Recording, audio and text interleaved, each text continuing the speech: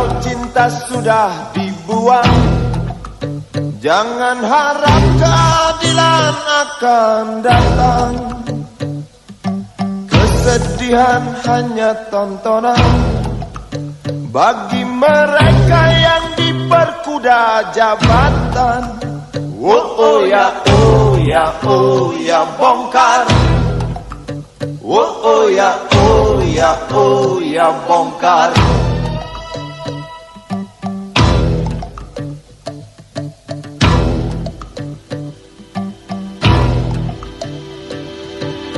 Sabar, sabar, sabar dan tunggu. Itu jawaban yang kami terima.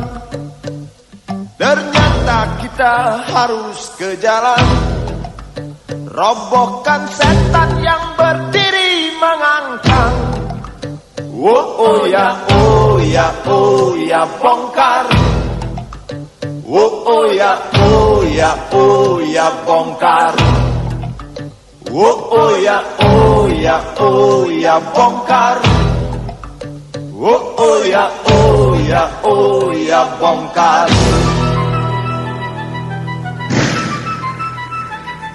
Penindasan serta kesewenang-wenangan, banyak lagi, teramat banyak untuk disebutkan. Woi, hentikan, hentikan, jangan diteruskan. Kami muak dengan ketidakpastian dan keserakahan di jalanan. Kami sandarkan cita-cita, sebab di rumah tak ada lagi yang bisa dipercaya. Orang tua, pandanglah kami sebagai manusia. Kami bertanya, tolong kau jawab dengan cinta. Oh, oh.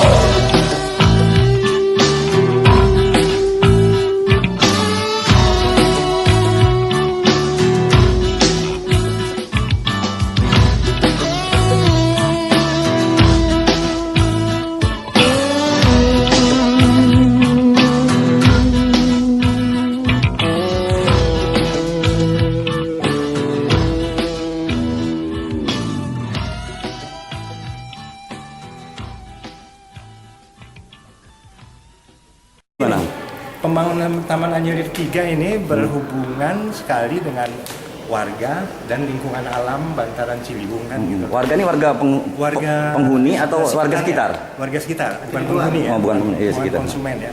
Jadi penghuni sekitar, khususnya RW 8. Nah, di dalam RW 8 bekas pembangunannya Taman Anyelir ini Taman Anyelir ini membangun salah satu saluran itu terlalu tinggi sehingga air dari Rawa Kalimulya itu tuh kalau dia naik nggak lancar masuk Ciliwung, dia berbalik ke RT 2. Itu satu tentang pembangunan saluran, Kemudian dengan RT 3 itu tebing warga, dulunya tanah tinggi, diturapkan sama warga, ditarik mas, untuk nimbun bantaran Ciliwung, yang mengakibat turap itu menganga.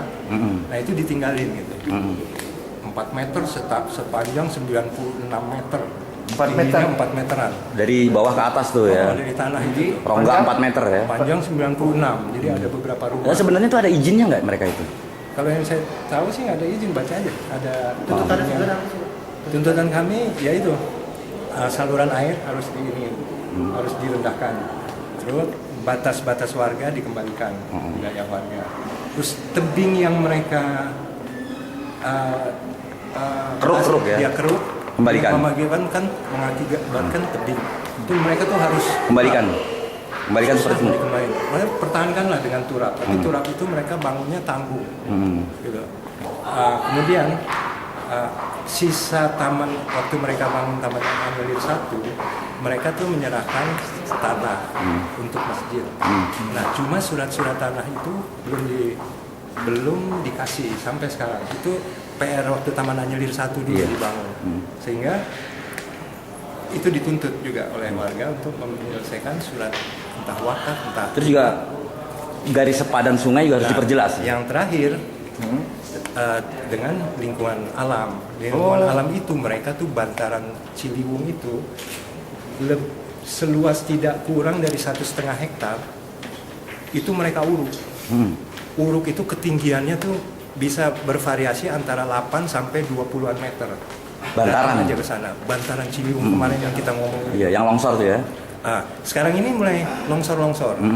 Dibayangkan kalau dalam jumlah yang besar longsoran itu jatuh, itu sama aja kayak bikin waduk di Ciliwung itu. Nah, di mana 1,5 hektar dulu itu sebelum diuruk itu retensi air. Jadi banjir 2007 dulu air itu tuh masuk ke wilayah itu, jadi kayak tandon gitu. Nah, sekarang mereka uruk gitu tuh. Seandainya Pak, tuntutan ini kan nggak dikabulin. Langkah apa nih? Nah, kami besok tuh menutup. Warga menutup sampai tuntutan kami itu terpenuhi. Kami juga bergerak ini atas dasar kita lihat bahwasanya dinas-dinas sudah ada teguran, dan terakhir ini di situ kan ada tuh pelimpahan dari BPSDA kepada Satpol PP untuk menutup area itu. Akhirnya pemerintah juga mandi loh kalau Iya dong. Pemerintah udah menyatakan bahwa itu tidak ada izin. Ya kita dukung. Oh, jadi pemerintah bilang udah nggak izin. IMB juga nggak ada.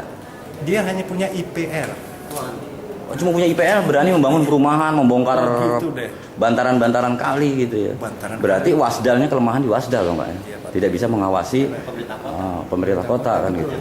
Nah, wasdalnya kebetulan nanti hadir Pak. Berani melakukan ini karena kita lihat mereka ternyata nggak memenuhi ini. Di samping merugikan warga ya. Kami beberapa kota mau SP sampai SP3. Dan yang pasti lingkungan istilahnya akan rusak kan gitu kan ya. Lingkungan akan rusak. Kali bisa terbendung, dipersempit berarti Pak ya. Penyempitan ini kali. Nggak sampai nguruk kali. Cuma bantarannya itu.